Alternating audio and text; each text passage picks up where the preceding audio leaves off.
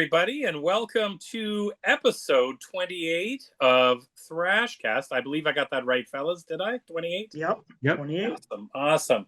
First and foremost, I'd like to wish my two partners in crime here, Ken and Bill. How are you guys doing on this doing good, sir. night? Awesome. All good. Great. So tonight we're going to be talking about Megadeth's landmark popular album Countdown to Extinction from 1992. We'll be chatting about that. We did the Black Album a couple weeks ago, and I think this would be a great one to kind of follow up, since Metallica and Megadeth are always going at each other. As usual, just a little bit of housekeeping here. You can find us where to watch us on YouTube. You can put in like Thrashcast. You can look up Horror Metal Sounds at kenji.2864. We're also available on Spotify. And guys, please leave us some messages. Leave us some comments. Anything, any albums or bands you want us to cover, any ideas for shows, stuff like that. Any comments, we love hearing that. And I know we always get back fairly timely on any questions or anything like that. We're also on a newer platform called Rumble, which is kind of cool. Ken, maybe you can just tell us quickly, that's kind of like YouTube? Yeah, Rumble basically is a new platform. It's been around for a few years. It's generally the same concept as YouTube, where you can post videos, do live streams. So it's the same kind of thing. It's just an extra place that if you don't want to go onto YouTube, and some people don't, you can go onto Rumble. Awesome. Well, and of course, we're always on Spotify as well. So we've got many platforms where you can view and listen to us, as well as, we've been working on a lot of stuff. Ken's been working on a lot of stuff with our news items and things like that. So let's make sure that anything that comes out via Thrashcast, Horror Metal Sounds, you guys are checking it out. We share it quite a bit. And we want everybody, we appreciate everybody's likes, and we're gaining likes all the time. Absolutely love it. And it's exciting to reach that many people. And we're hoping everybody's enjoying the podcast and the shows. So thank you very much on behalf of all of us. So to get right into it, the news items. Ken, why don't you take us first through news and what we're spinning this week? Sure. So I have a follow-up to what I know Billy mentioned this, I think, a few podcasts back about Anthrax and some studio updates. So Joey Belladonna's posted on his Instagram that he's now, I think it was this week, heading back into the studio in LA to record vocals. Nice. So that's pretty exciting, and he's all jazzed up about that. And then Scott was actually did an interview with John Wiederhorn of Guitar Magazine, and he just talked about the album, and he did state that they are looking at an early 2025 release, which is good to hear. Great.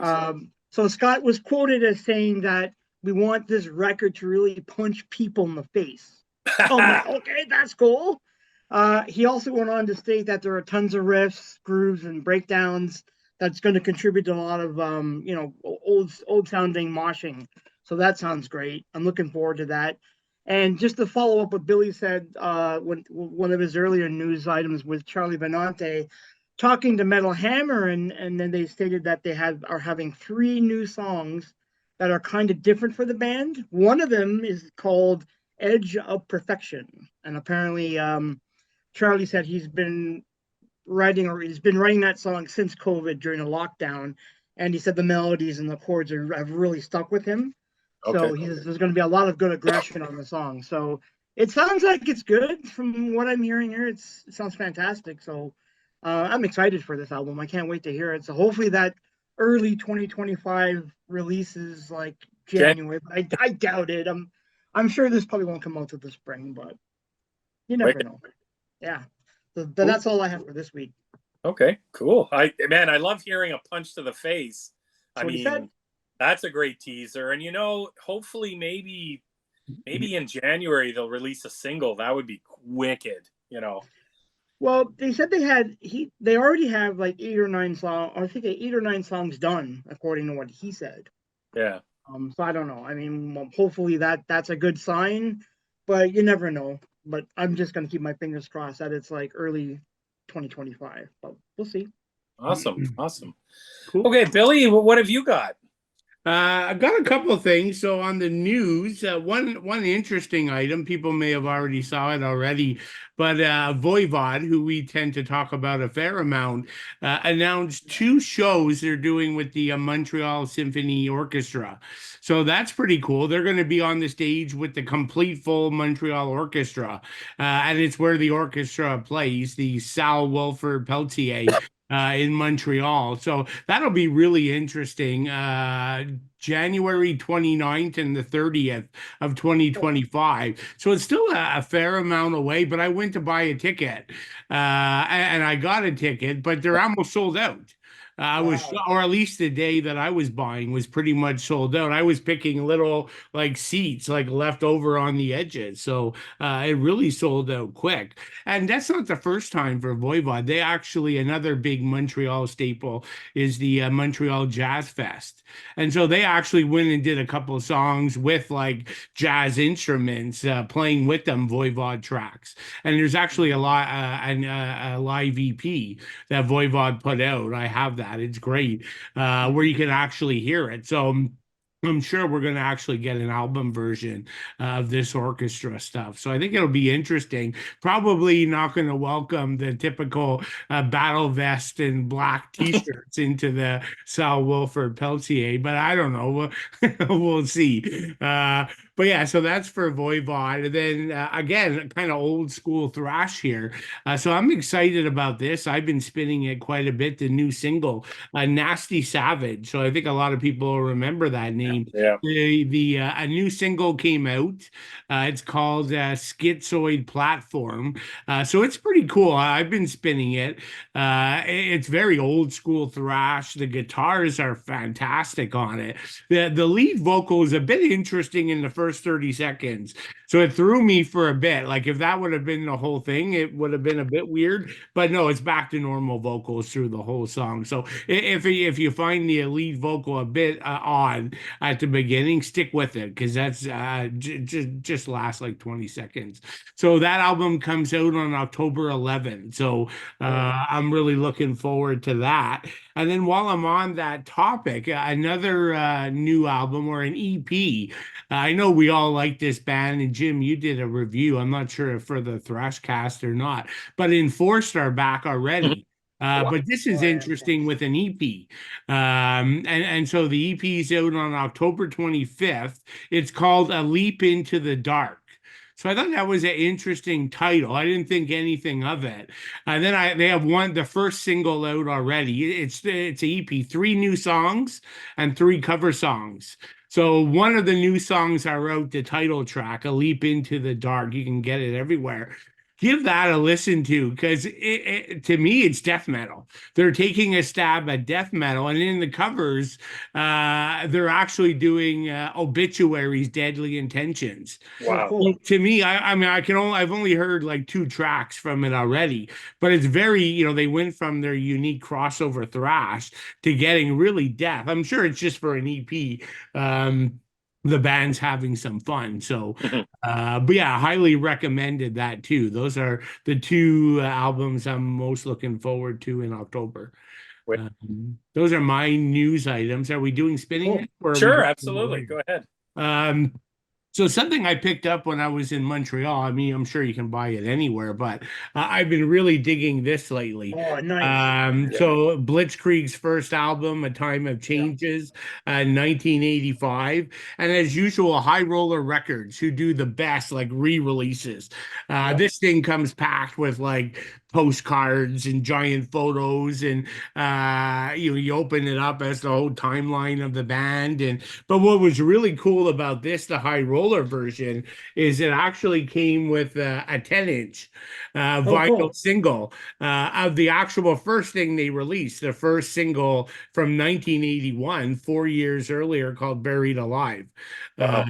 So that's pretty cool. And then even like the for the single, it's like unique, like cool Oh, like colored, like Oh, that's blue vinyl. So I wow. was always like, I mean, if anybody's looking for albums they don't have an original of, go to this company, to like High Roller Records.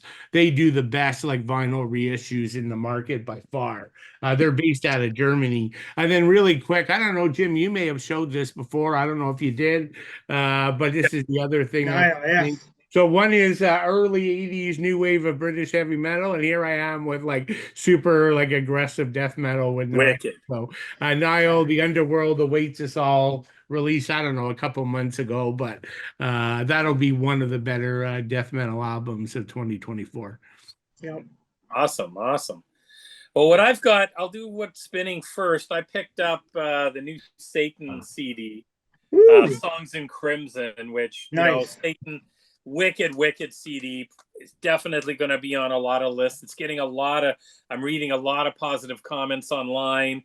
New wave of British heavy metal band that came back through Metal Blade Records, I think two albums ago. And their last album was, Earth Infernal, was absolutely amazing. And they just seem to be gaining momentum. There seems to be an appetite for it. And I mean, these guys are kind of, in my mind, a bit of a proto thrash and speed metal band too, back in the day. So, and on this album, you kind of get some hints of that as well. And I did a review on the album for, All Father. So check that out on the website there. And I mean, it's a wicked album, definitely worth picking up. And one I had ordered months ago on a pre-order, Luthero's Chasing Euphoria, which I had done a review on, I think back in February or March when it was released.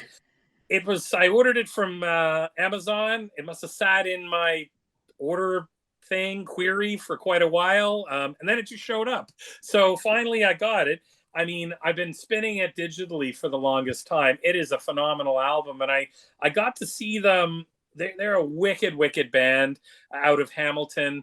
They're touring like crazy. They did a spring and early summer tour across the US and Canada with Raven. Now they're opening, I believe, for Striker. I know, Billy, you saw them, I think, Saturday night, correct? A little bit earlier than that, maybe Friday, Friday or Saturday. Friday or Saturday, I don't remember. It's all a blur. There were a few shows. And I got to see the live stream from the Ottawa show. They did it on YouTube, which was phenomenal. Sounded great. Man, just sounded like the crowd was into it. And I know they're set to go on tour, I think early next year or late this year, with Stormborn doing like a Great Britain. I know they're playing in London. So that's pretty cool. So that's what I've gotten in this week and what I've been spinning. For my news thing, just kind of more of a funny little kind of commenty thing I want to bring up with you two guys. So Striper back in the news a bit. They released their album on Friday, their newest album, When We Were Kings. But apparently, Michael Sweet's in the news again. He's quite angry over a review from a writer from like a music magazine that gave it 2.5 stars out of 5. So I read the review, and the review wasn't half bad, actually. He commented on how he liked the music part of it and past Striper, and I didn't get the feeling it was kind of one-sided or anything. He just wasn't that pepped up about the writing. It was a very short review. He kind of only went into a couple of tracks, and it was very, very short. So I normally, when I like to read a review, I generally like to hear a little bit more about a lot more of the songs. If there is something you like, what it is if there's something you don't like, what it is, and kind of go from there. I mean, the three of us have done so many reviews and stuff for albums and a lot of new albums, new music, new bands. We tend to just give our honest opinions. So I guess I just kind of wanted to have a quick chat. He got very vocal. He wrote his own review about the reviewer's review, gave him 2.5 stars, and really kind of chewed him out for it. Which, I get it. You're an artist. He's very passionate. I'll give him that. But is that the place to do it? I mean, it's blowing up kind of on social media. I would assume, like, publicity stunt or what? I mean, the writer's probably getting a lot of the online webzines probably getting a lot of action around this, good or bad. Michael Sweet's kind of pissed off about it, so people are torn. There's a lot of, oh, we love the album. There's a lot of people that aren't that keen on it.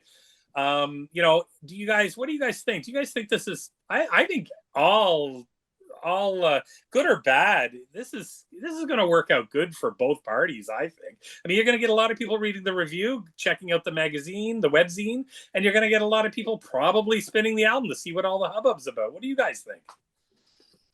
Billy. The reviews. Okay, go ahead, Billy. Sorry. Yeah. No, you go ahead, Ken. You already started. Sorry. No, I was only going to say that I did read a lot of reviews on the weekend on YouTube, and there seems to be a lot of people digging it. So that's a good thought. That's a good sign. Yeah. So I don't know. I mean, I guess I'm kind of ambivalent about it. Like I like the classic Striper. The new stuff is all right, but the last 2 or 3 albums, it's been heavily into the whole Christian, the whole kind of Christian thing, and it's all right, but I don't know. What do you think of him like taking on, like going out, and do you think that's cool? I think it's kind of, no, I don't know if I like that. No, I don't like it either. And he's a Christian, so I like, it doesn't look good on you. It doesn't look good on your core values. Like you're turning around and yelling at people. Like maybe what you're saying, Jim. Maybe it's a scam. Maybe he's doing it to kind of like get people interested in his music. But you shouldn't have to do that. Your music should speak for itself. Yeah. I mean, when he did that crossover thing with George Lynch, I never heard Lynch once say anything negative. He's like, yeah, they got this. We're doing this crossover thing with the two of us, and I liked it. I actually thought it was pretty decent. So I don't understand why you can't just make music, play it, get it out there. And if someone doesn't like your music, well, that's too bad for you. Like, suck it up, Buttercup. That's my only comments. Like, dude, relax. Yeah. Music is not going to appeal to everyone. That's just the bottom line. What about you, Billy?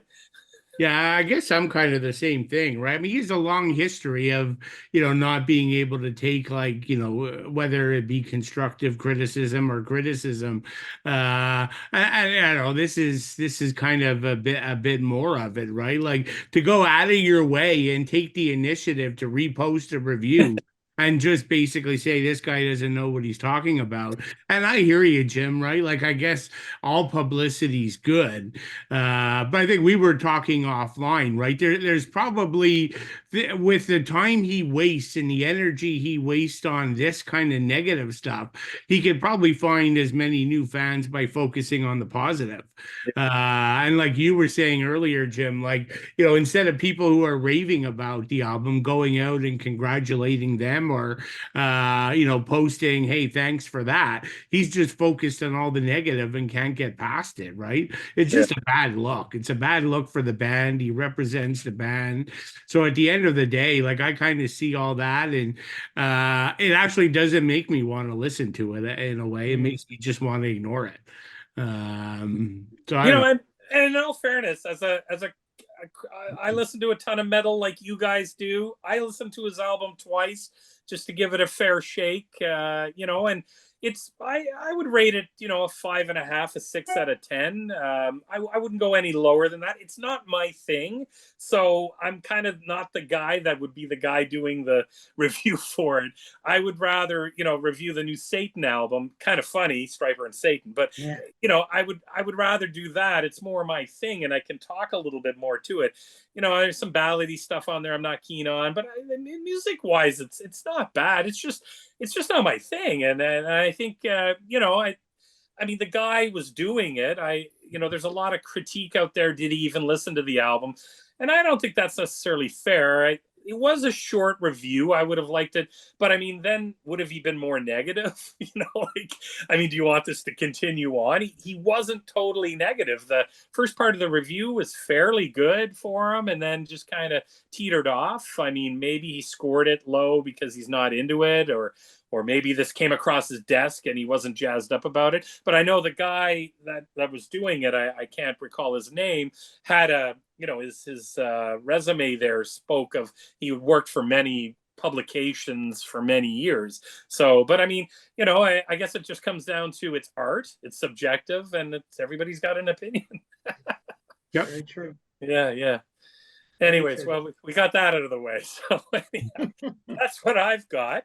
So we'll get at the task at hand right now. I've got my original copy of Countdown to Extinction, not the redone one or anything. I'm not going to go into like a band bio. I'll go into a quick bio of the album just because, I mean, we've talked Megadeth before, went through the bio there.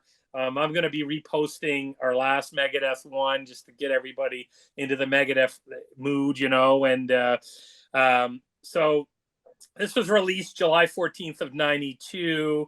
It's the second album to feature the classic, kind of, I guess, the most longest lineup of Mustaine, Friedman, Ellefson, and Menza.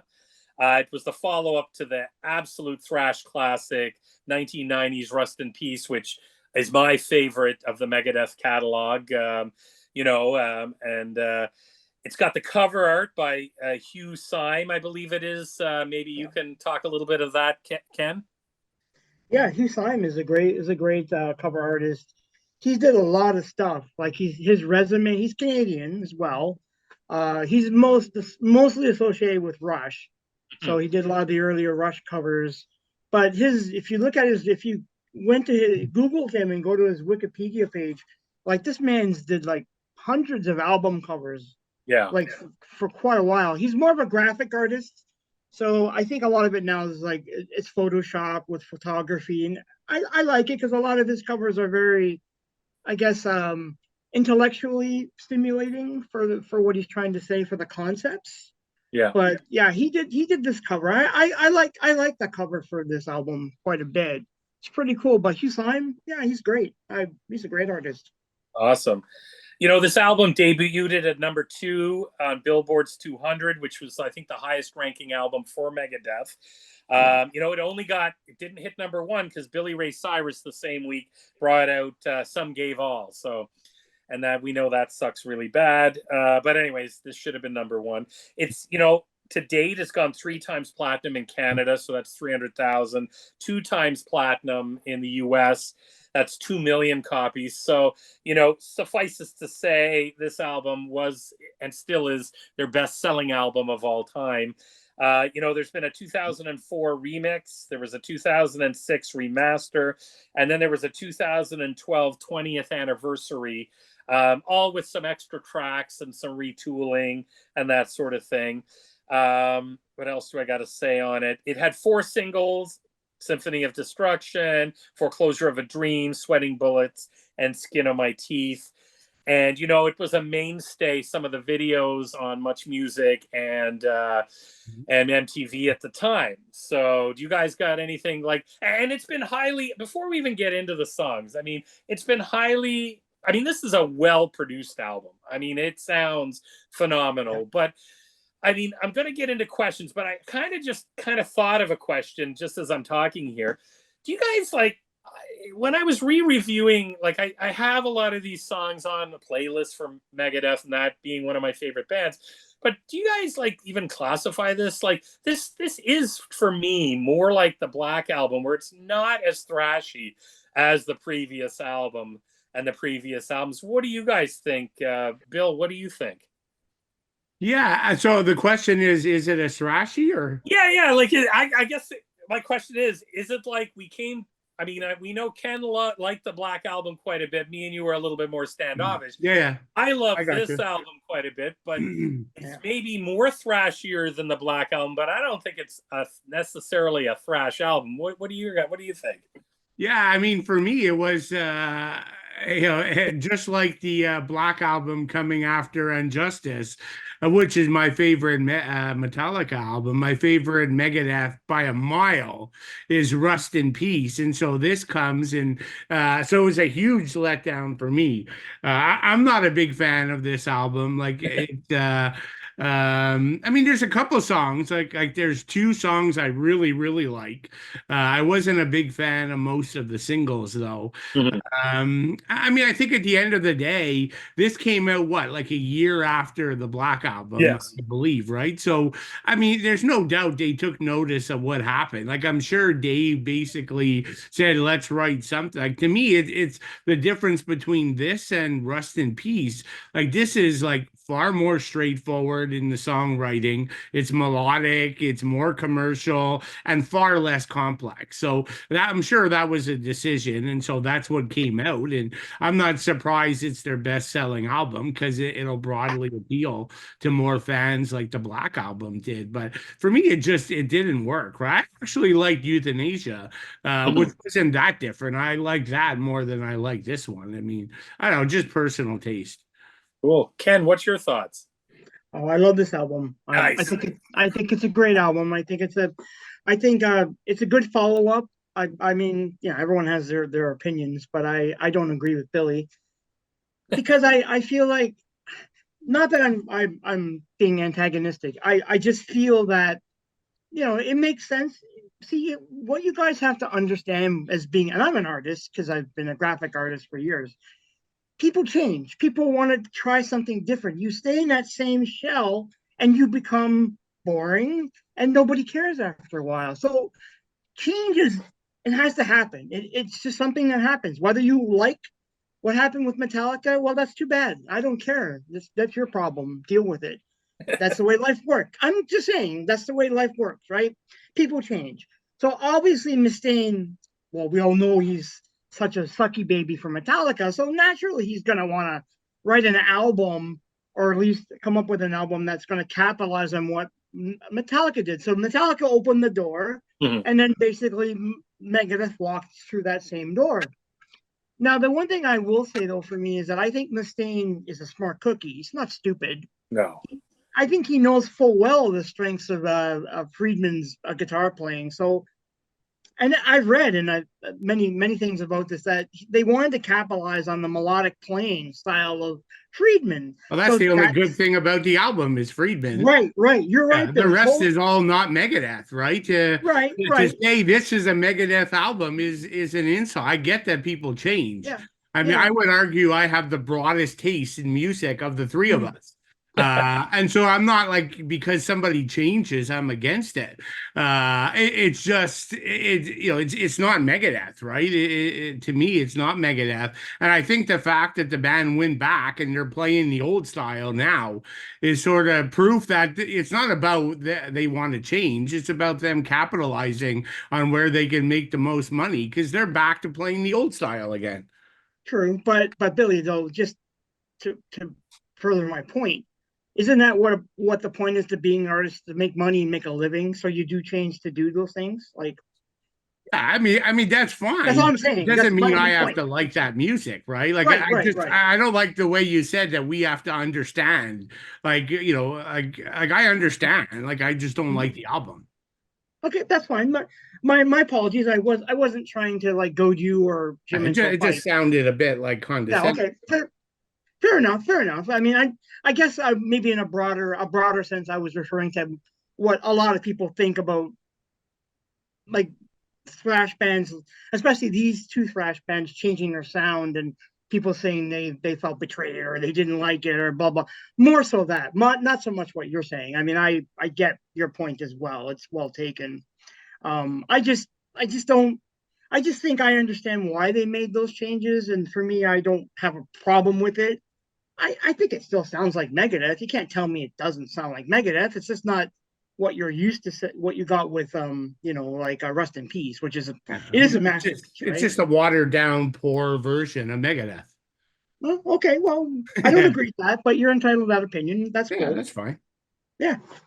Well, so like, yeah, I like the album. It's not one that I reach for. I mean, I love Mhm. Megadeth. I love all Megadeth. The only albums I'm not that keen on is obviously Risk. I can't stand it, and The World Needs a Hero. I'm not even that into it.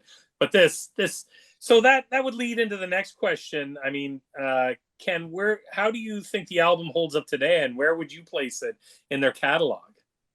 Um, Like I like it. top, Like, middle, or bottom? Would you like, okay, yeah, like I still like it. I still think it holds up. I think Yeah. the guitar work is great. I love a lot of Friedman's solos on it. For me, I still like it. It's if I had to rate it, like obviously I'm going to put Rust in Peace first. I would put Peace Cells would be second. Yeah. Countdown would be third. So what would be fourth, and then the System of Fail would be number five. Well, that would be those are my five top albums that I like from the band. But I think it's a good album. I mean, I gave it a good spin over the weekend. I heard a lot of it, so for me, it's like I've heard Yeah. it so many times now. It's like it's overplayed. Like someone with the Black Album, a lot of songs are so overplayed. You've heard them so much, Right. but I still think it stands up. I can't. The production is great. Nick Menza is a great drummer, Yeah. and he had a lot of input into on some of the songs and what we're going to be discussing tonight. So I still like it. I still like it. And Billy, where would you place it? I would assume probably more towards the bottom. Yeah, it would be somewhere in like ninth or 10th, I guess, for me.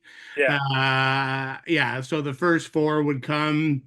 Certainly, some of the later stuff would come. Particularly, the last two are far better than this, in my opinion. But again, like Marty Freeman's the best thing on the album, right? Like Yeah. in my opinion, he saves the album. So like yeah, I enjoy all his solos. So that's really good stuff for me. But like I also don't think it aged well. Like I just find the songwriting so generic. And particularly when they go into ballady type stuff, like that's not, I mean, there's no way that that's the strength of Mustaine to sing that style, right? I mean, for me, it doesn't work. It doesn't work at all. Well, yeah, and for me, it would probably be five. I think in my like I like the first four, and then this, and then I like a lot of the newer stuff too. I mean, I got to give it. So I like it probably better than I like the Black album, so it ranks higher in their catalog for me. And I like Mustaine's voice on it. Actually, I Yeah. like he's still snarly and somewhat angry on some of it, trying to keep it. But Billy, I'm going to go with you because I want you brought up the guitar work there. What what do you think? I guess all four members had more pull and more writing and more. They had more. I guess they worked on it more together than any other lineup in Megadeth. What's your thoughts on that? And do you think that had to do with the fact that, like, instead of it just being always the Mustaine show, he took a little bit more from all the three other members? Do you think that had something to do with it becoming so popular as well? Yeah, I probably no, to be honest. I think at the end of the day, like I remember Marty saying rest in peace. He had like full reign to do his own solos. Mm-hmm. So I think he always kind of had some freedom, which makes Right. sense. Like, I mean, Dave knows what he got with him. But at the end of the day, I think the fact that this was the most popular album is because, Mustaine calls the shot. So I'm sure, and I don't think any of the band would argue with him. They just saw the Mhm. success of the Black Album. I think they decided to write an album that was more commercial and would appeal to a broader audience. And that's why it became successful. I mean, the whole band is talented. I mean, this is my favorite lineup of Megadeth. So, I mean, certainly having them contribute didn't hurt. But I truly believe it was the decision to change the style and become, write something that's more commercially accessible, and then more people liked it, hence the success. Ken, what's your thoughts? Well, I mean, I've read some comments. I know that Nick Menza did state that they obviously were aware of Metallica, so they wanted to try and follow through that door, as I mentioned earlier.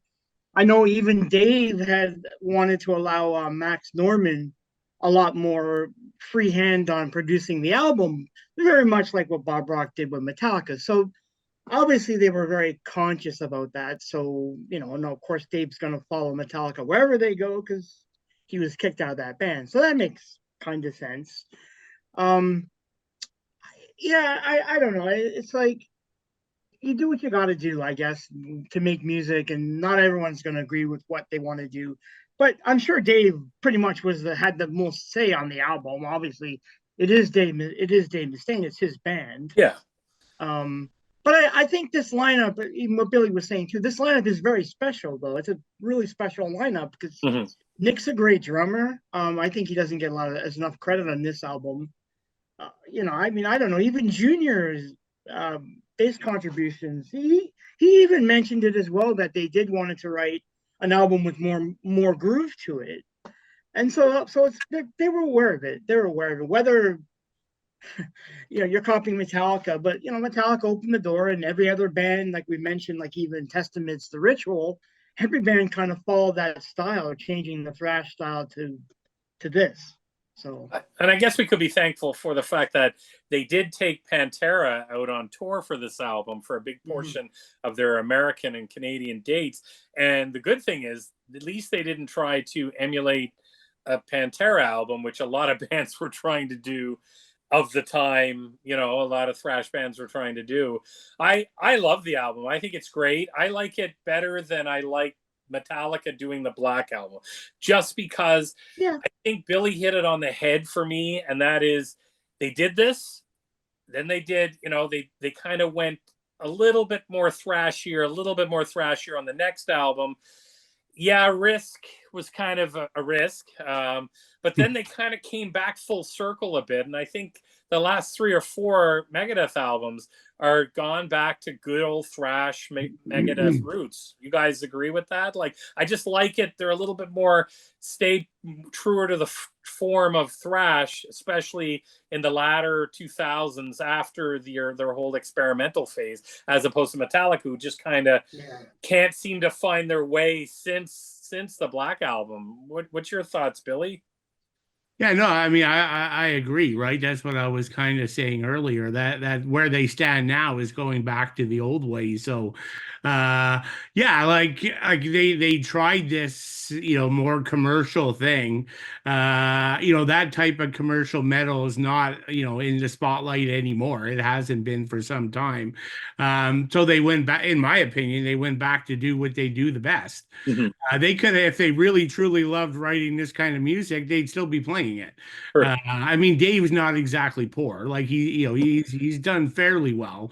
I'm sure he could play. He could be like Metallica and still do some of the more commercial stuff. He's made a decision to go back and play heavier and faster, which I think is pretty cool. What do you think, Ken? Yeah.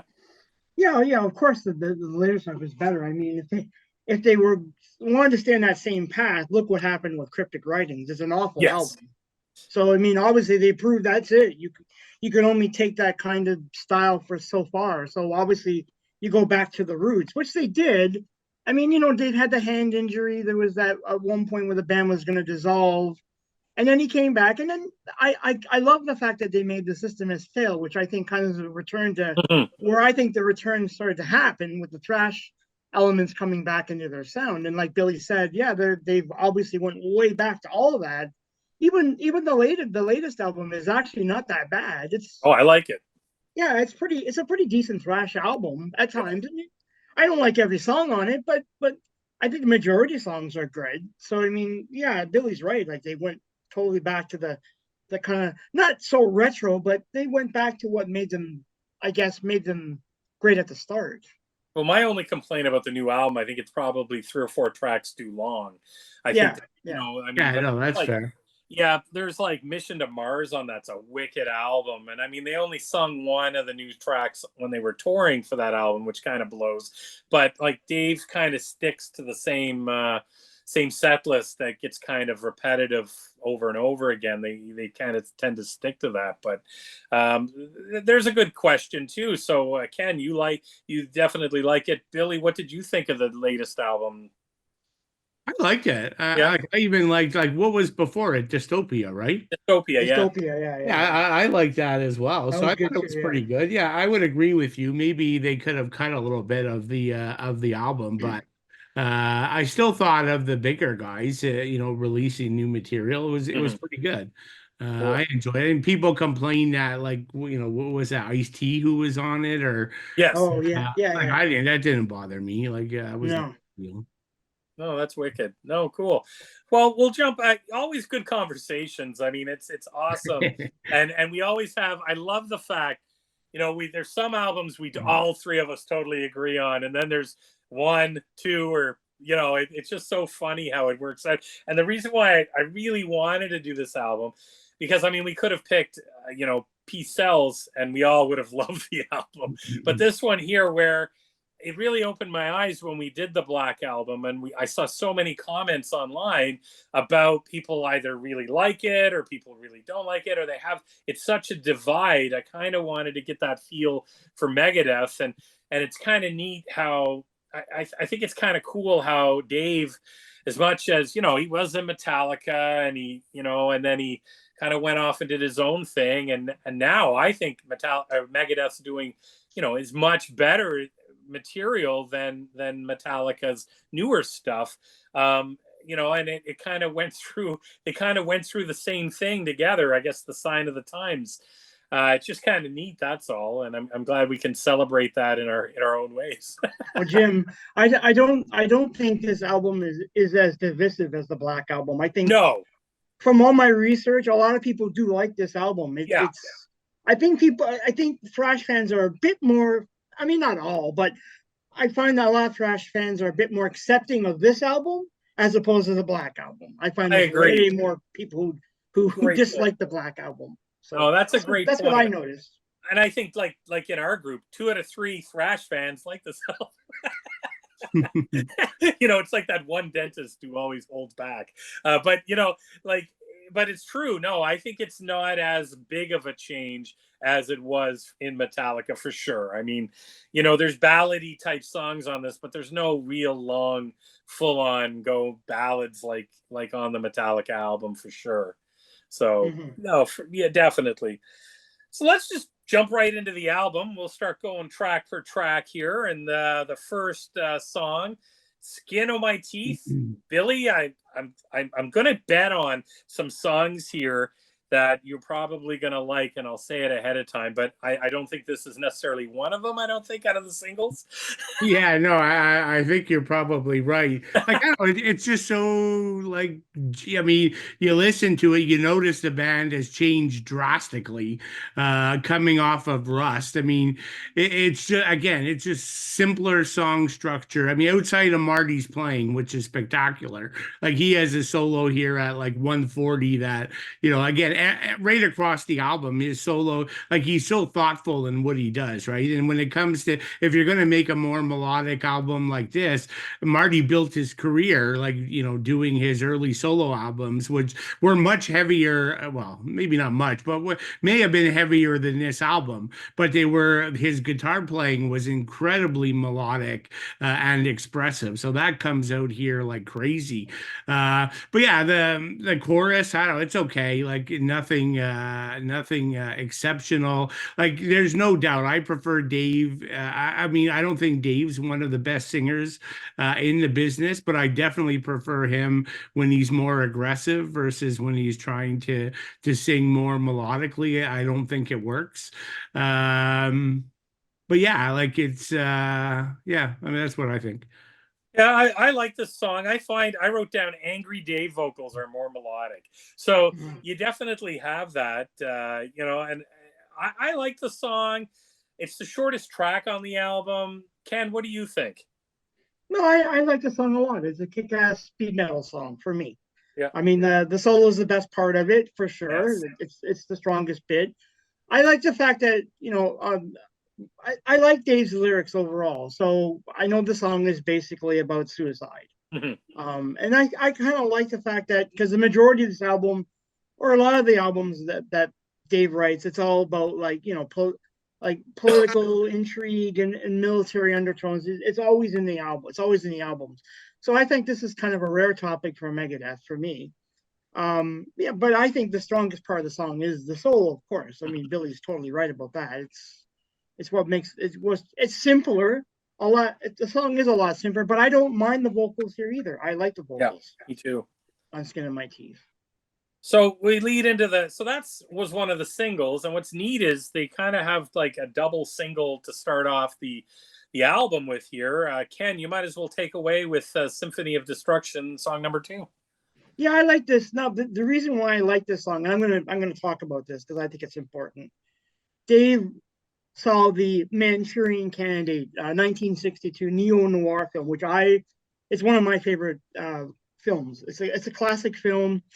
So basically, it's taken from a 1959 novel by Richard Condon. It's about an American who was involved in the Korean War. He comes back, and we find out that he's become an assassin. So he was brainwashed by China and the Soviet Union to kill off American political a lot of people in power in the states. So it's great. So this whole song is based around that movie, and I love it. I think it's great. There's a nice fade in. You get that kind of sounding like the angels at the start of it. It's like they're exhaling. I don't know. It's what I interpret it as. Then it gets really heavy. I like it all the way through. I like Dave's has a nice snarl in this, which works for me. The solo is pretty good here. I love the whole kind of chug a gug part that they kind of threw in there. It's a decent song. I like the song. I've always thought this was a pretty decent song for me. Yeah, I like it too. I probably the only complaint I have, like out of the singles, it's probably my fourth favorite out of there because probably because I heard it so much, has a little bit of maybe the Enter Sandman kind of feel to it, where I've heard it so many times. I mean, so many casual friends of mine, know Symphony of Destruction, and when this came out, we're like, oh yeah, and I was like, well, there's a lot of other great songs on the album. I find it too, like I find this song kind of has too clean of a sound for me.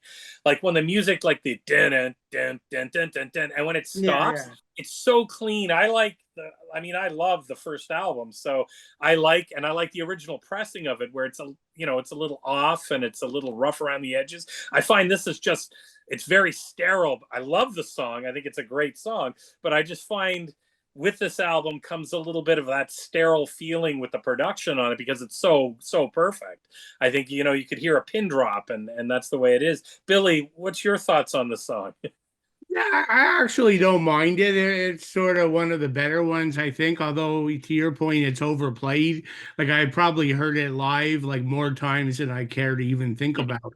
But yeah, like that main guitar and bass riff throughout the track. I mean, again, it's nothing as complex as Rust was, but it's pretty catchy. It's memorable. I think it's far more memorable than the previous track, so that's a good thing.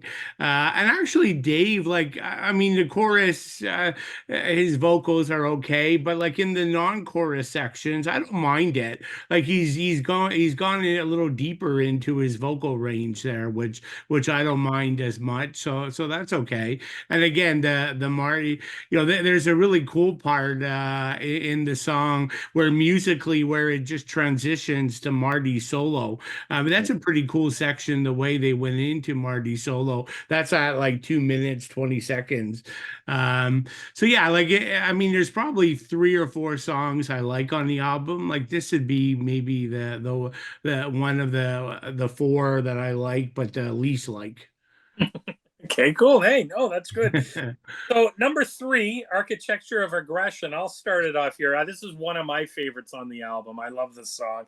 I like the start of it with the sort of war gun sounds. It's got that killer riff. This sounds like, to me, it could have came off of maybe even So Far So Good So What to some degree, but definitely very much cleaner than that album. You got the classic kind of Dave snarly vocals. It's got a heavy groove. It's got maybe a bit more of a darker sound than the first 2 do. Ken, what's your thoughts? Yeah, I would agree if you like comparing this to Peace Cells. I mean, lyrically, he's going back to the whole global conflict with Saddam Hussein and during his antics during the Gulf War. So maybe it's timely for that reason. The gunfire at the start pretty much tells you where the song is going. I agree with you. It's got a nice meaty chug to it. The solo is pretty good.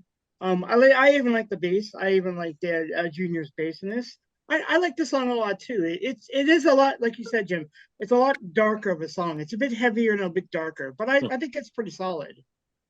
Bill, what's your thoughts? Yeah, so this is another of the four that I don't mind, right? So pretty much everything you guys said. Um, my only negative is like, at times I just wish for the sake of variety they'd pick the gear up a little bit, and go like a little fast, give us a little bit of what we how people grew to like the band. Like instead we kind of get the opposite, right? Like when it gets into the chorus, it sort of dials back into more of a mid pace, like I don't know, dull is not the word, but like a slower mid pace, right? Like I think all the songwriting would be so much more interesting if there was more variety. And I'm not saying go back and do Rust, but bring in some faster parts a little bit. Mhm. And then go back to the slow sections within the song. But I just find a lot of the tracks to be a bit cookie cutter in the songwriting approach outside of Marty's solos. Well, I So you, definitely agree. There is no holy wars, on this at all with that startup of diddling, diddling, diddling. There's no or fast, you fast. mean the speed metal? You guys, Yeah, yeah, what you're both saying is you want more of the speed metal in parts of the songs just to give it that more energy. yeah. Yeah, I mean variety, right? Like all these Mhm. songs, like I mean, again, there's a couple places where they pick up the pace, but this is still a thrash band, right? I mean, I Mhm. would argue, yeah, like I get it. You want to do something that's more popular, but don't abandon like every ounce of like the speed that got you here.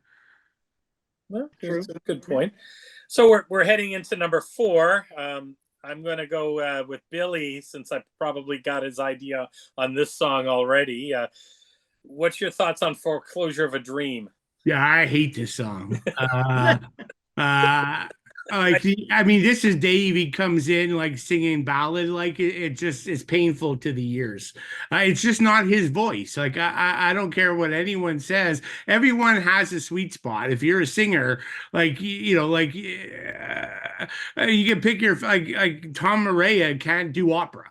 Right. I mean, somebody like Dave Mustaine, he doesn't have the voice for a ballad, and nobody's going to convince me otherwise. I don't buy it. It doesn't come off. It's the same complaint I had with James on the Black album, right? Like I love ballads, and like I could sit there and listen to Sabotage over and over. They're beautiful ballads, but I don't buy this. Like when Dave tries to sing emotional, it doesn't work for me. So not a big fan of that. Yeah, it just I mean Marty's got a good solo in there, like not a half bad solo, but other than that, I have no interest in the song. yeah, for me, it's probably one of my back end ones. I know Ken's probably going to talk about the message of the song, which is kind of cool. I like how it kind of speeds up at around the 43-second. It's got that kind of a heavy, sludgy sound to it. And I like sort of towards the end with the Bush kind of read my Yeah. lips over and over again. And Yeah. Ken, I know you probably Hmm. will talk to more of the message of the song and the lyrics for sure. Go ahead, brother. Yeah, I don't mind the song because it kind of Me is a neither. throwback to like Peace Sells, where he was sort of really in the whole kind of he had like the American government in his crosshairs when he was writing lyrics. This is again falls in the same kind of pattern where it's like about the economic crisis and how America's falling into like social inequality. So obviously he uses the George Bush's famous speech, "The Read My Lips," which I kind of like because in that speech is talking about how taxation is disrupting the American dream. So I think it works. Whether you like the vocals, that's up to whoever likes it. I don't mind the vocals. I don't think it's all that bad to me. Um, I think with Dave, you can either like him or hate him. He's not the best vocalist in the world, for sure. And when he's angry, he sounds the best. When he's trying to do like a ballad, I guess, yeah, it's like what Billy's saying, it's gonna fall short. It's not gonna sound as great, but I don't mind it. I don't have a problem with any of the vocals. Well, there's a couple songs where I think, well, there's a couple that are going to be a bit where I question, but I think it's good. It's an okay song. The solo again is pretty decent. It's probably the thing that most people will pick out. It's the Friedman solo. Yeah, and I think obviously it's a single because it was radio friendly to some degree, Right. and like, you know, and we keep bringing that, we kind of keep returning to that, and that's probably why, for sure. But Ken, why don't we go right into Sweating Bullets? I'll start. For me, this song gets a lot of hate. They play it live a ton of times. I like it. I mean, I like kind of paranoid, crazy, angry Dave to some degree, just kind of with a bit of the spoken word kind of part of it. He's not, you know, I like it. I kind of like it. I mean, it's got a cool video to it, and I kind of go against the trend for what I read online, where I think 90% of people really trash the song out. I really like it. It's one of my favorites, and I don't care. I like it. Ken, go ahead. I like it too. Now, yeah, I get the whole kind of like his inner monologue kind of that style. It's odd. It's odd for a thrash band, so for sure. But the whole "Hello Me, Meet the Real Me" that could be a meme in itself. I know that. Like I've heard people always talk about that. Yeah, "Hello Me, Meet the Real Me." I love it. I think it's funny. Yeah, it's about, trying to be. I guess he's being psychotic and trying to sound like a crazed lunatic mind. So okay, that's fine. Basically the whole song is about his battle with his inner self. So as he's singing it's like he's having a conversation with himself. I don't know if the song technically works well in that regards, but I don't know. For me, I'm going to say this, and I don't care what people think about it. I think it's bodacious. I think it's interesting because, well, no other thrash band has ever tried something like this, and so for me, I can appreciate it. I'm not saying it's successfully great, but I don't have a problem with Sweating Bullets. And I think the only negative for me on this song would be musically, it needs to be heavier to really hit that darker sort of feel. Like, Billy, I can't wait to hear what you're going to say. Yeah, no, like I don't like it. Like, again, another track I've heard live, like, again, way more times than I care to admit to. But yeah, like it's Dave. Dave ruins the whole song with his vocals. Like, I just can't stand it. I hate it. Hello Me. It's just stupid. And again, it's my opinion, right? Like, people like it, that's cool. Let them like it. But yeah, like, I don't know, like, that's just silly. Like, it's cartoonish. It doesn't work for me. And if it's going to be a serious song, I can't buy that with somebody singing that way and sounds like he's, like, grinding his teeth as he's saying. Like, I don't know, it's not for me. I mean, there's aspects of the song I don't mind, right? Like, you actually get one of Marty's best, a really good solo in here. So that's pretty cool. It brings in a couple heavy riffs, and there's some interesting drum work that comes in around the 2-minute mark. You can actually bang your head a little bit to what's happening in the song at that point. But again, it's just Dave. Like, he just ruins it for me. And the chorus itself, again, just cookie cutter 101. It's just not memorable for me. And probably, go ahead, Ken. I just wanted to say, sorry, Jim, I didn't mean to cut you off. I just wanted to say Billy made a good point. The cartoon, a lot of people were saying this is like a cartoon. People were just like with the vocals, so saying it sounds like a cartoon. I just thought that Billy he picked that up really well. Actually, Billy, the ending, it actually gets heavier at the ending. And actually, I don't mind Dave in like the last 40 seconds. He sounds pretty decent there. It's too bad he didn't do that through the whole song.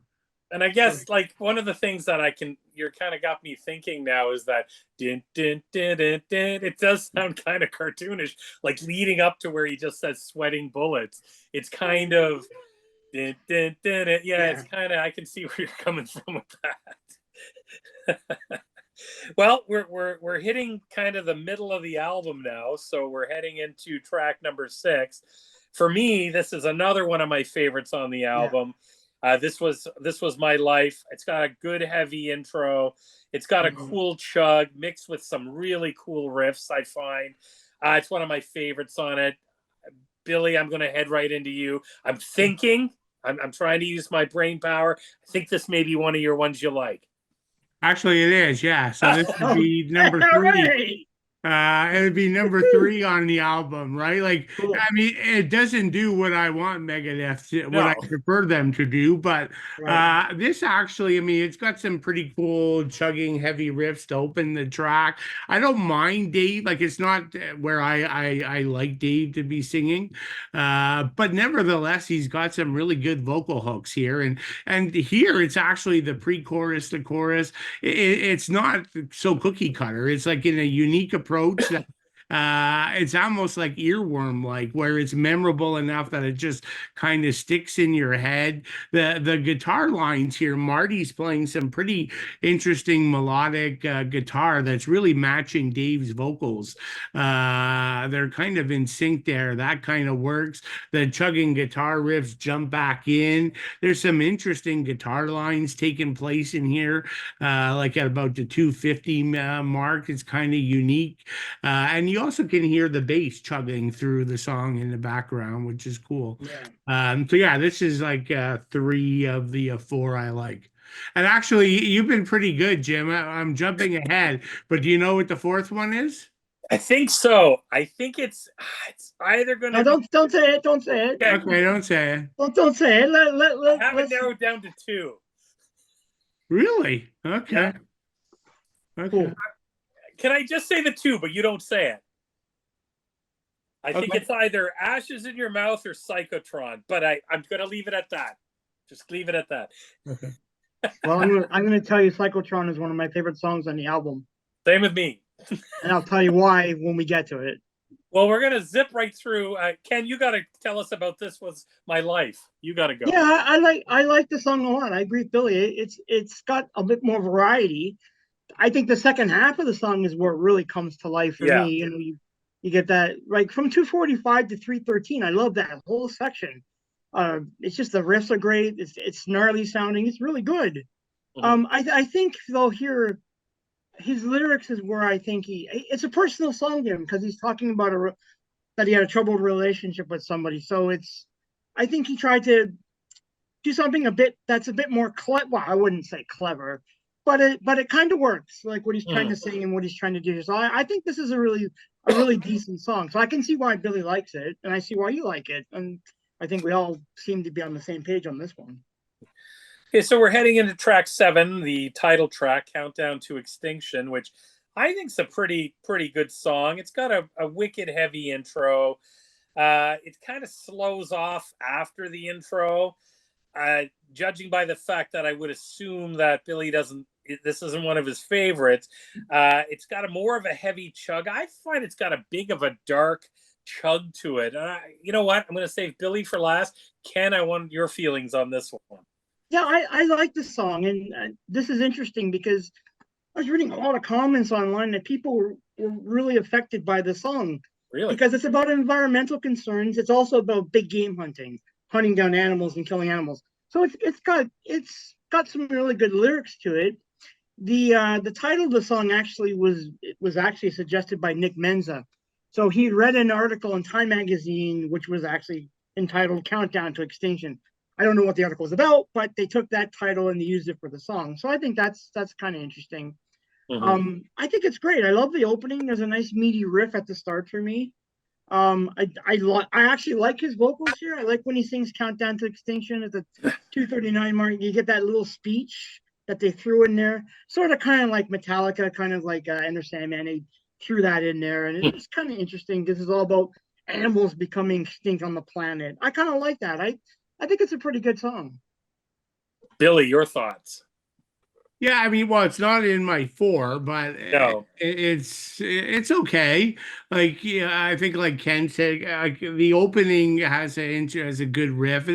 It starts okay, and there's actually some good bass work as the song gets going. And I don't know, like I don't absolutely hate Dave's vocals on here. My biggest issue is it just keeps going back to this slower, meandering pace. It just doesn't do it for me. Like it just if there's ever a song that cried to pick up and put a bit of variety in it, it might be this one. And yeah, like Marty's got a few good spots here or there, but yeah, I mean, just very average. Well, we'll lead into number 8 High Speed Dirt. And you know what? This could have been one of the picks that I would have picked for you, Billy. What do you think, Billy?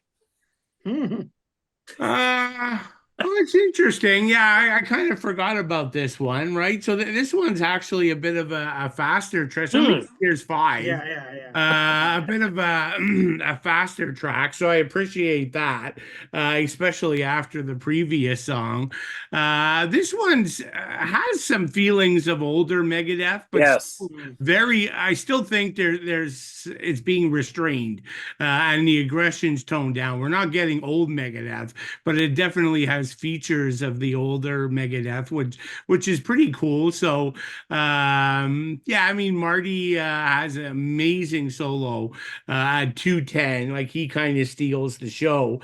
Yeah, and then there's like like this is one of the few songs, like, unlike Rust, where solos are coming all over the place in the tracks.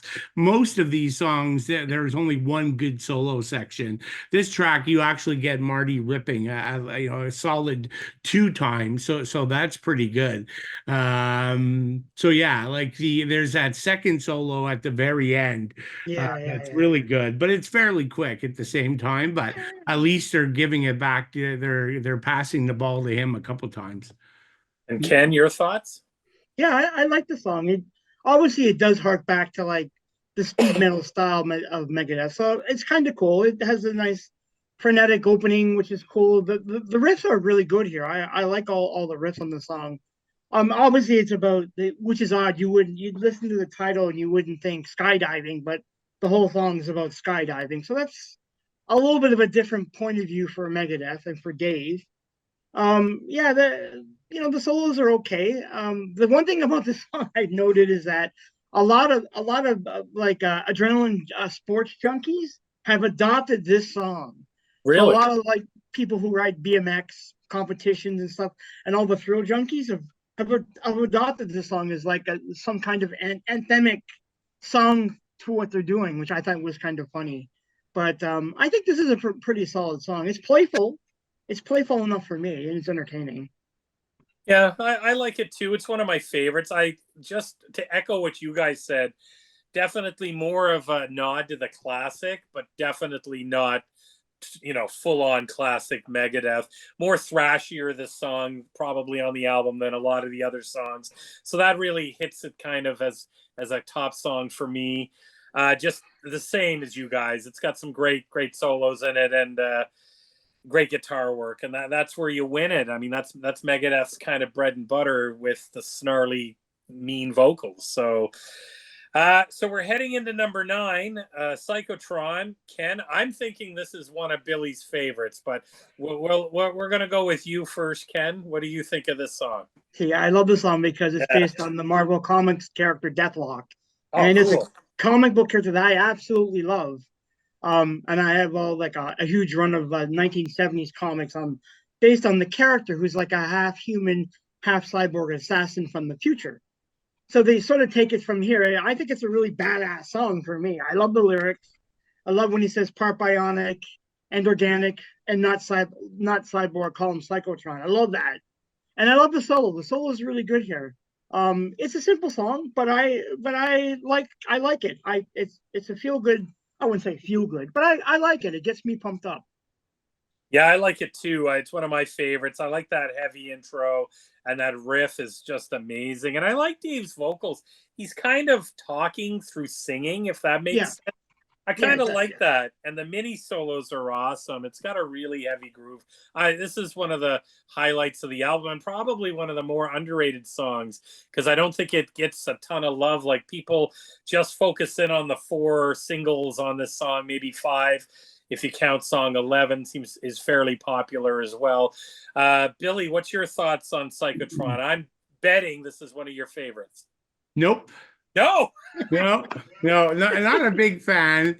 Again, like Marty's amazing in the track, so that's really good. Like especially that last 30 seconds of the song is all Marty, so that's pretty cool. Like I find the song a bit too long for my taste, and Oh it's the wow. chorus. Again, I just find the Okay. chorus too generic, and I don't know. Again, I don't talk lyrics. It's just musically. It just does the chorus ruins it for me.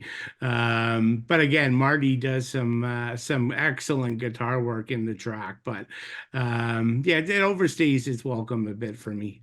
Well, then I know which one's your favorite. Okay. I have a feeling I know which one it is too. And it's, well, Billy, take away number 10. I know it's not this, Captive Honor, No. because this is Yeah. definitely more ballady and a bit more slow. And So, Billy, you cheesy. might as well go ahead with this one and get it out of the way. Yeah. Yeah, no, I'm not a fan of this one, right? The poppy chorus definitely doesn't work. I don't like the spoken word sort of sections. Storytelling in the track kind of feels a bit odd. And Dave doing his ballad vocals, I've already talked about that. So yeah, not a fan of this. Okay. Well, and Ken, what's your thoughts on this? I actually don't mind this song, but I can understand it gets it Mhm. probably. I don't like. I don't know if it. They could have ended it at maybe 10 and had Ashes in Your Mouth as 10. What's your thoughts on this song, Ken? Well, I understand why people think it's cheesy. I know why Billy doesn't like it. I Yeah. can see why. The whole song's about prison abuse, and then you can get raped in prison, which they do in that little monologue bit where he's like, where it's obviously it's a black dude, and he's saying like your soul may belong to Jesus, but your ass belongs to me. It's kind of stupid. Lyrically, it's stupid. That's just my opinion. I think it has its moments. I don't know. I don't mind it. Like the solo's not too bad. It's an okay song. I wouldn't say it's one of my favorites, but I like to spin it every so often. Yeah, I mean, I could see this being off the album. It wouldn't have changed how Yeah, much of this album. yeah, So it's kind of not really. It's kind of a bit more of an irrelevant tune for me. Even though I don't know, that's not really fair. I like the whole album as a whole, and I like how it works. So I guess it's got its spot there. But it leads into, and I gotta go to Billy with this because this was my go other for it. pick that I think he likes this song. Yep, I Billy think so Ashes in too. Your Mouth. What do you think? Yeah, I think it's the best song on the Okay, album, and in my opinion, this is where I think the album should have went. Right, like you want to do something a little bit more mainstream, a little bit more commercial. That's cool. I mean, this has a really melodic and super catchy chorus, so they yeah, achieve that. But musically, like has the most in common, I think, with the band's sort of past, right? Faster riffs here, some good bass work. There's some ups and downs in the song. Like I feel it's more technical in kind of its writing and its playing. Like at about halfway through, we get some good guitar chugging, and yeah, then Marty kicks in and he's doing Rust in Peace level soloing in this track. Like I think it's the his best solo on the record pops up here. It's a great well-written song that combines the melody, the direction they wanted to go, but sort of stays a bit more true to their older style. So yeah, like I don't think anything on this album even remotely comes close, but And Ken, your thoughts? yeah. The last 3 minutes of this song is Yeah, fucking fantastic. It's so frenetic guitar work. There's lots of nice galloping chugs. Yeah, I would say this is probably the closest thing to a song you would get on Rust in Peace. It's agree. pretty close. And the whole song's about the aftermath of war. So again, it goes back to one of Dave's, I guess, topical songs that he likes to write about. But yeah, this is a great song. I technically it's probably the best song on the album for sure. And it's a great way to end it too. Ashes in Your Mouth. What a great title for a song. But yeah, No, it's it's awesome. great. I agree. I mean, I think the fact that Dave is really singing it and it's faster, it Yeah. kind of like Billy makes some good points there with the slower. Like, yeah, I keep thinking in my mind, thinking of Tom Araya now doing opera. But he's right in the sense that I think this really covers. We all know Dave's not the best vocalist. He's one of the most notorious vocalists for like we hear Dave's voice and we know it's Mustaine, but he's the most identifiable, but not necessarily always for the best reasons. This kind of covers that up a bit. It goes right back to the previous album, and I agree. What a way to send off the album, and maybe a couple of more tracks that would have been around this more feel and with the guitar work in it, with his more singing, pounding vocals on it, I think probably would have maybe fed the thrash fan a little bit more for this album. But yeah, I think it finishes it off on a high for me. And I'm usually very critical of how bands finish their albums off, and this is definitely on a high. And I think it's a high point for sure. One quick question: the next album, Euthanasia, what do you guys think of the one single that came off of that, a To Le Monde? Like, they play it live all the time. Ken, I know I'm jumping to another album here and we didn't prepare anything, but what's your thoughts of that song, Ken? I like that song. I think it's pretty solid. I think it's overplayed as well. That got a lot of rate. And I'm sure Billy's going to say that he heard it fucking way too many times in cons live to like it. I don't mind it. I like the French lyrics and everything about that song. Yeah, I think it's a decent song. And Billy, what's your thoughts on that? Yeah, I'm not too big. Like, I mean, I don't hate it. I don't love it. Like, I don't know. Like, I do think it's a bit gimmicky and cheesy to do the French lyrics. I mean, Dave's not exactly big into French culture or anything. No. So, like, I don't. I mean, it is what it is. Like, it's okay. Like, yeah. Yeah, I actually don't mind the Euthanasia. I like it better. You were saying, but that's one of my least favorite songs on the Euthanasia. Okay, cool. No, I was just wondering because I think that was the only single off of the next album, and I find it gets, just like Sweating Bullets, that gets probably the second most amount of hate I find from the critics online. They really, and I love the Euthanasia album as well too. I think that's what Metallica should have done. Coming out of the Black Album, they should have released something like Euthanasia, a little bit more of a nod to the thrash genre as opposed to going in the direction they did. I think it would have been better. Maybe Death Magnetic, I mean, hindsight's 2020, but maybe more of a Death Magnetic kind of album, or Hardwired right afterwards rather than the load going out of it. I just find that this one kind of returns a little bit more to where they came from in that sense. But great. And just one thing on Jim, on you might know this because I know you're a fellow beer fan like myself. I know Ken likes beer, but he's not crazy about it like us. But the best thing about a To Le Monde is the beer collaboration, Dave and Megadeth. I've had that. Yeah, I've had that. Montreal brewery, Unibrew. Yeah. They actually made a beer, a To Le Monde, and it has the Megadeth logo on it. So it wasn't a bad beer. So it was pretty good. Oh, cool. When I saw Megadeth in New Jersey, one of the when I don't know if they were touring for this album or maybe it was just around the time they did the beer collab. They had the Montreal Brewery up in New Jersey. We were out in the main audience serving the Dave's beer. So that was pretty cool. Cool. Oh, that's wicked. Yeah, that's great tie-in. I mean, I love that. Smart. That's wicked. So that's the album in a nutshell, guys. We've already kind of rated it, so there's no need to do that. We talked about where it would fit in their catalog, like top, medium, or bottom, and we all got our different reasons. I think it's a great album for me. I like it better than the Black Album, but it's not my favorite in their catalog. I mean, I would go with the first four would be my top four, and then even a couple of the more latter day albums, they go into, like you brought up Cryptic Writings. I forgot about that one.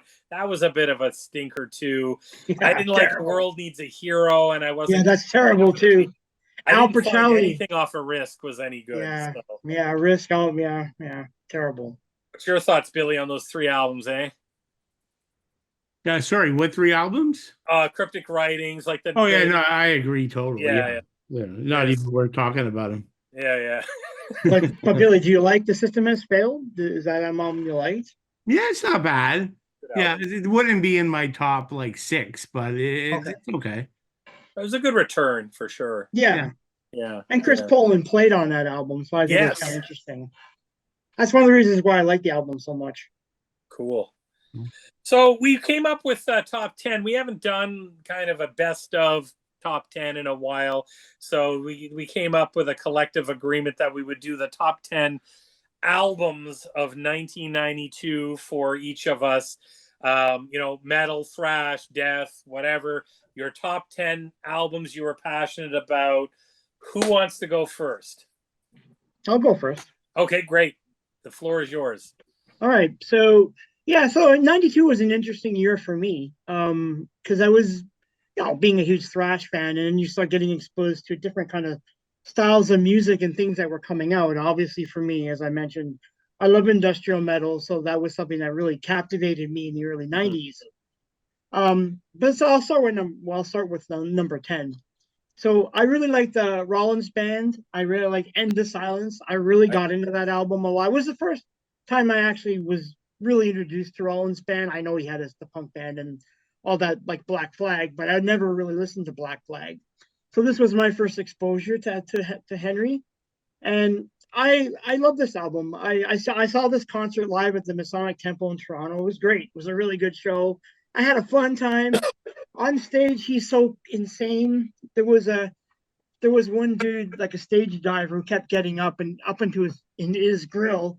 So he turned around, he actually decked the stage diver, full punched him right in the face. The guy fell back. I was like, wow. Like watching Rollins live it's spectacle. But I really like that album a lot. It was Low Self Opinion was one of the songs I played over and over because back then I had a friend of mine who I was having a falling out with, and that song always reminded me of this person who I was annoyed with. But I think it's a good album. And at number 9, I have Flotsam and Jetsam Quattro. I love this album. I think this album is fantastic. Yeah, the style change is a bit different. It's not thrashy. I mean, you could put it in the same category as what Metallica and Megadeth were doing, but I love the song Flies Swatting at Flies. That song, it just spoke to me. I loved it. I was kind of angry back in the early 90s, so this song was kind of like one of my anthemic songs that I played over and over, but it's a great album overall, like Natural Enemies, The Message, Cradle Me Now. It's a great album. Number 8, another band that I discovered on the second album and not the first was Thanatos, Realm of Ecstasy. Death thrash from the Netherlands. Now their first album actually is what band? Thanatos. Oh, do you know them? No. How do you spell it? Thanatos. Oh yeah, I know. Okay, yeah. Thanatos. Yeah. They're death thrash from the Netherlands. Yeah. I got the second album and I really liked it a lot. Realm of Ecstasy it's really great. There's a lot of really heavy death, sort of thrashy death tunes on it. Tied Up, Sliced Up, and Jesus Wept. Wow, great song. I really like this band. I never heard of them until that album, but I know they had their first album that was a thrash album, so they sort of changed the style here, but it's good. Number 7, I put Entropy, Ashen Existence, which is their first album. And I put it here because this album got a lot of exposure in Toronto because it was always on MTV. They got a lot of exposure. It's a great album. Jerry's vocals are off the charts. I love it. Death. He has that high squeal. He goes into death metal mode at times. It's great. Darkness Weaves, Necrothon, Exalted Sith. There's a lot of really good songs in this album for a debut album that came out like in 92 and sort of thrash on top of that. Number 6, I have Warrior Soul, which is another band that I absolutely loved back in the 90s. This is their third album, Salutations from the Ghetto Nation. Yeah. Now, Corey Clark is great. He reminded me so much of Dave Mustaine because he had the same kind of high energy and antics. And he was an interesting cat back in the day. Because originally the band had started, which I think is funny. He, on a bet from a promoter in New York, had said to him, because originally he was kind of a solo act, he'd sing by himself. He didn't have a band. And so one of these dudes in New York had bet him, like, can you get a band going? He took the bet. 9 months later, he had a multi-deal contract with Geffen Records.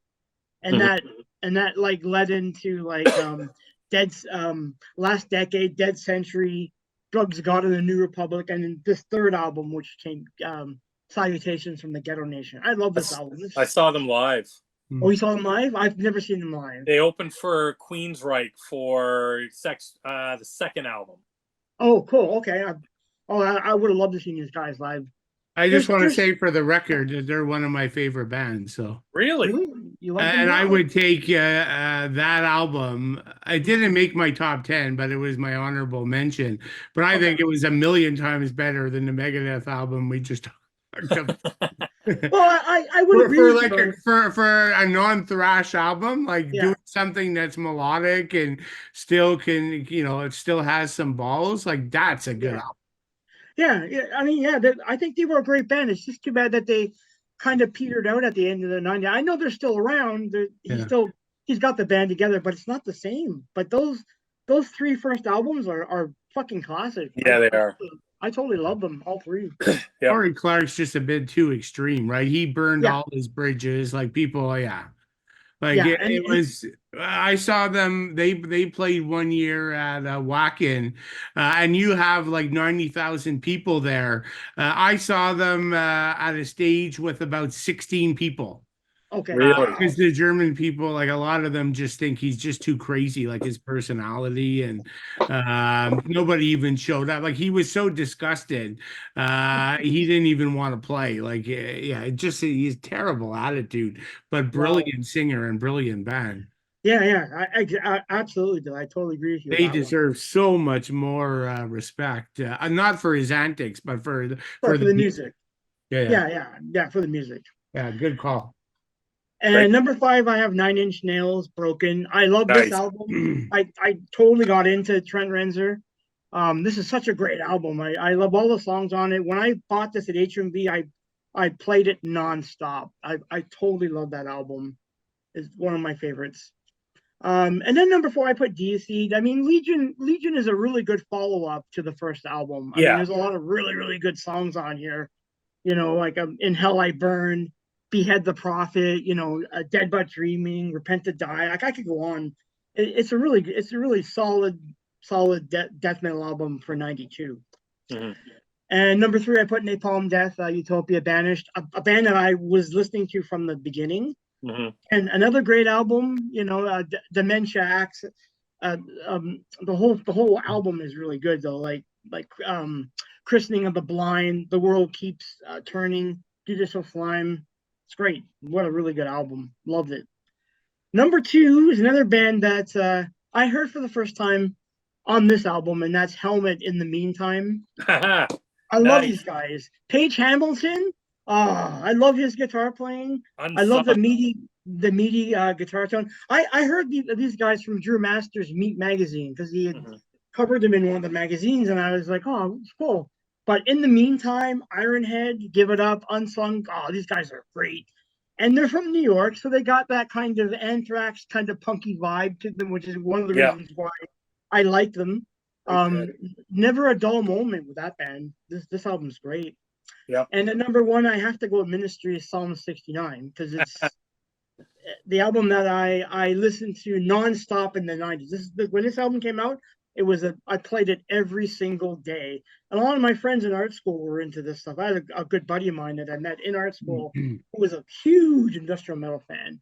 So we both got into this album, saw them live. They're fantastic live. I totally have appreciation for Al Jurgensen. He's a very, very interesting cat.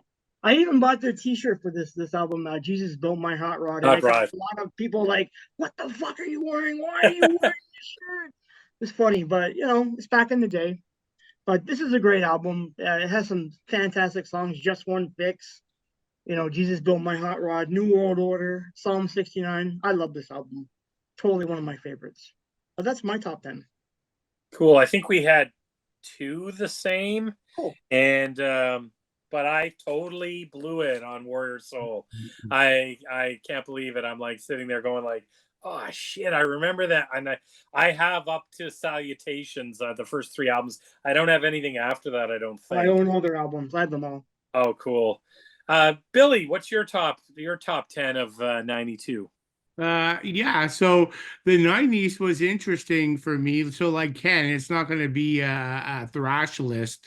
There's a couple thrash bands, but for me, I stayed pretty much with metal all through the 90s, but a few things happened, like as everybody knows. So I switched, death metal became bigger for me. So did progressive metal, and so did like power metal. I thought Mhm. was really good as well. And there was some thrash, but as we know, thrash was really slowing down. So my number 10 is the only album on my list that I didn't own in the 90s. I actually only discovered them a couple years ago. Somebody, either a German thrash band or they started out as a German thrash band. Their style changed later. It's a band called Depressive Age.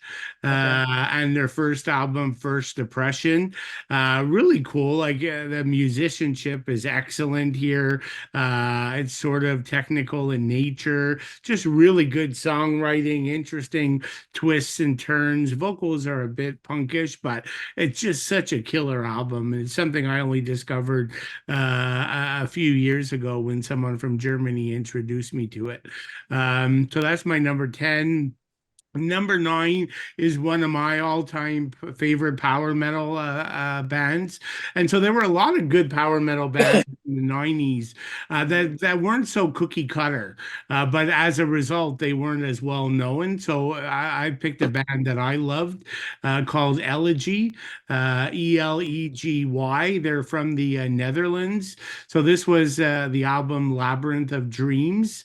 So it's power metal, but it's power metal. I don't know, like it's just very guitar oriented and almost progressive in nature.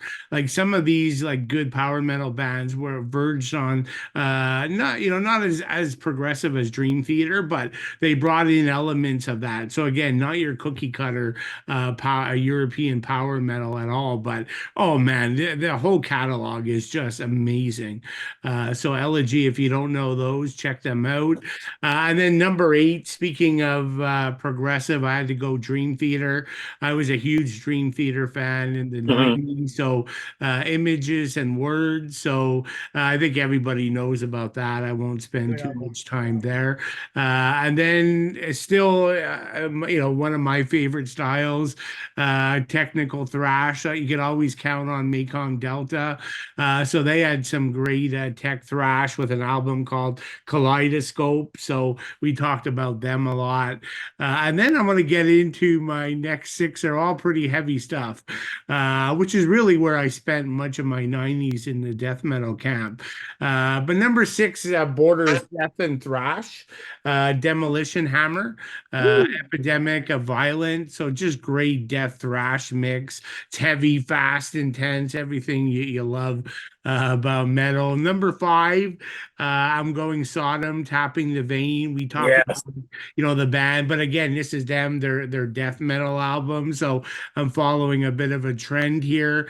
Then number 4 is actually my favorite death metal band, and maybe my favorite band, or I my know. top 2 or 3 favorite band of all time, Obituary, Mhm. The End Complete. It's actually, for some reason, I know this is a popular album. It didn't click with me. It's one of my lesser favorites, and I have no idea why, but for some reason, it's not one of my favorites. Still an awesome album. Mhm. So it's number 4. I mean, the worst Obituary album is better than most death metal, in my opinion. Yeah. That's Um, true. That's and then true. number 3, I had to go with the first 4 Cannibal Yeah. Corpse albums are Mm. complete classics. Of course, it had, this is Tomb of the Mutilated, third album, and so you still got Chris Barnes. So I do prefer Corpse Grinder singing these first 4 albums, but I mean Chris is fine on them, and so it really cool, interesting death metal stuff there. And number 2 is probably the most underrated death thrash band of all time, in my opinion. First 3 albums are complete masterpieces. Malevolent Creation. Uh, Yeah. Oh yeah, um, yeah. And Good. so, for 1992, I go with Retribution. Again, the first three records are outstanding. I mean, Mhm. Brett Hoffman was one of the best vocalists, and very sad that we lost him a while back. So, the band's still going, but they have many, many albums, but nothing ever even remotely touched those first three. And then for my number one, my favorite Deicide album, Legion. Yeah. I thought it was better than the first, and just every track's a monster on here. And Ken and I just got to see Deicide on the weekend, so Yeah. that was a good time. So that was fresh in my head. So those are mine. Cool. Top 10. Are we doing Sure. honorable mentions or no? Go ahead. Yeah. Go for it. Okay, so really fast, Death Row, Life Beyond, that comes off of last week. Ex Hoarder, The Law. Uh, Yeah. Yeah. a thrash band that fits into everything we talked about today, and with Metallica and their albums Zentrix and Kin. Yeah. That's Yeah. actually my favorite album of all the thrash bands that hit the brakes to slow down. So that's a good one. Rage Trapped is one of their best albums, and people just completely overlook that one. A Sadist, A Vision of Misery, and Ken already hit it, but Warrior Soul. Yeah. Warriors. Cool. Wicked. Oh, we had a couple there. So between Okay. the two of us, we've got a few. I'll start mine off with 10. Same as Ken's, but Ken's was farther up. I went with Helmet, Meantime as well. Unsung, my favorite song. I love that band. Freaking amazing band. Very underrated. Love it. Number 9, Deicide Legion. Probably could be higher up, but I'm a little bit more. I got some other stuff on there that I really, really listen to. But I love that album, love that band. You guys got to see them. That was wicked. Vicariously, I was there with you guys in spirit. Number 8, I'm a huge Sabbath fan, especially of Dehumanizer, Dio's Return, and last kind of kick at the can with Sabbath. That's a really underrated album. I love it. I love the Tony Martin albums that were surrounding it, but this was a really good, underrated album. And I just got the CD actually only a few months ago. I had it on cassette for the longest time when I originally bought it. Number 7, Blind Guardian, Somewhere Far Beyond. I Mhm. mean, huge fan. We've talked about Blind Guardian a million times. Don't need to get into that. Number 6, Images and Words, Dream Theater. I'm going to piggyback on what Billy said. They're such a great band. This is such a great album. This would have been the first album where I got into them and really just fell in love with them from that album onwards. And they're going to be out touring, which is great. Number 4, Obituary, The Incomplete. Very similar to Billy. I know their latest Obituary album, which was out, I think, last year. It was both our number ones. My favorite death metal band. And I love this album. I love their whole catalog. They're just great. Number 5, where am I going here? Sorry, that was number 5. Number 4 is Utopia Banished, Napalm Death, Christening the Blind. I love this, and I believe it was their first album was called Scum, I believe. Yep. Yeah, and did they have the world's shortest song on that? Like it's Yep. only like 1.5 Yep. seconds or something. Yeah, it's really short. Yeah. Anyways, they're a really cool band. I really, really like them. Got a few things by them. Great band. Number 3, I've got this, Countdown to Extinction, Megadeth, one of my favorite bands. Number 2, Tapping the Vein, Sodom. I mean, that's a wicked album, and they've got is it a remaster or is it a remix coming out? So but I ordered the 5 disc set. That's what it is. So you actually are going to get like a remaster, right? Which is Right. just improved, not remixing it. But you also get there's a Redux version that they've remixed it and Oh, okay. re-recorded it. But you got to order that like extended set to get that. Otherwise, you just get the remastered version, which is Okay. the way it should be. But the deluxe set also has like 3 live shows and Yes. including live stuff on DVD. Oh, wicked. Yeah, no, that's going to be something I'm going to be. No, that's awesome.